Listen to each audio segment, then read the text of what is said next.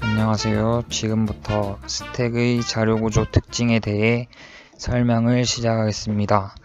스택은 접시를 쌓듯이 자료를 차곡차곡 쌓아 올린 형태의 자료구조입니다. 스택에 저장된 원소는 탑이라는 필드를 통해 접근이 가능합니다. 여기서 탑의 역할은 스택에서 가장 마지막에 들어온 원소를 가리키는 역할을 합니다. 따라서 탑의 위치에서만 원소를 삽입하기 때문에 먼저 삽입한 원소는 밑에 쌓이고 나중에 삽입한 원소는 위에 쌓이는 구조입니다. 따라서 마지막에 삽입한 원소는 맨 위에 쌓여 있다가 가장 먼저 삭제되기 때문에 후입 선출 구조라고 할 수 있습니다. 영어로는 last in first out, 리포 구조입니다. 스택은 위는 뚫려 있고 아래 공간이 막혀 있기 때문에 가장 마지막에 들어온 자료가 밖으로 먼저 나갈 수 있습니다. 여기서도 탑은 가장 마지막에 들어온 자료를 가리키고 있습니다. 후입 선출 구조의 예를 하나 살펴보면 연탄 아궁이를 들 수 있는데 첫 연탄 아궁이에는 아무런 연탄도 들어있지 않습니다. 연탄을 하나하나 차곡차곡 쌓아 올리면 1번, 2번, 3번 순으로 연탄이 들어오고 연탄을 사용하기 위해 연탄을 뺄 때 가장 위에 있는 3번 연탄을 먼저 빼서 사용하고 그 다음에 2번 연탄, 1번 연탄 순으로 연탄을 뺍니다.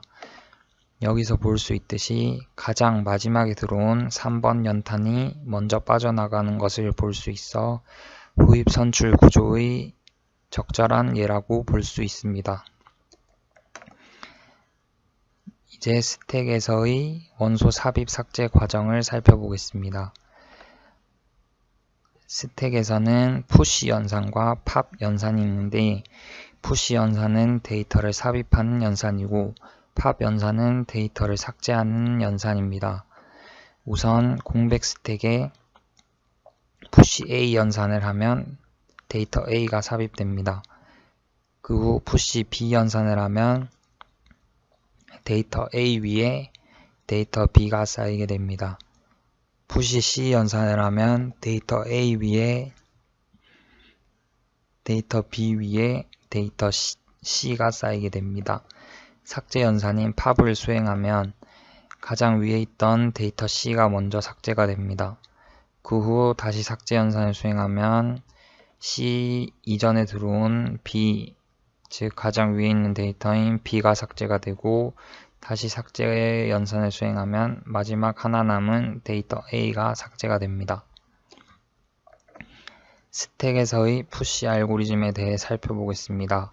스택 S에서 탑이 가장 마지막 자료를 가리키고 있기 때문에 그 위에 자료를 삽입하려면 먼저 탑의 위치를 1만큼 증가합니다. 만약 이때는 탑의 값을 1 증가한 상태입니다. 탑의 위치가 스택의 크기보다 크다면 오버플로우 상태가 되므로 삽입 연산을 수행하지 못하고 연산을 종료해야 합니다. 여기서 스택의 크기란 스택에 들어올 수 있는 데이터는 3이라고 가정하겠습니다. 스택의 사이즈가 3일 때 현재 데이터가 모두 들어와 있는 상태에서 탑은 3을 가리키고 있습니다. 따라서 탑의 값을 1 증가시키면 4가 되는데 4가 되면 스택의 크기보다 크기 때문에 더 이상 데이터를 삽입할 수 없는 상태가 되므로 그냥 삽입 연산을 수행하지 않고 연산을 종료합니다. 하지만 만약 더 데이터가 들어갈 수 있는 상태, 즉 오버플로우 상태가 아니라면 스택의 탑이 가리키는 위치에 X를 삽입하면 됩니다. 다음으로 스택의 팝 알고리즘에 대해 살펴보겠습니다. 팝 알고리즘은 데이터를 삭제하는 연산인데요. 여기서 먼저 공백 스택인지 아닌지 검사를 해야 합니다. 왜냐하면 팝 연산은 데이터를 삭제하는 연산이기 때문에 공백 스택이라면 데이터를 삭제할 필요가 없으므로 그냥 빠져나가면 됩니다.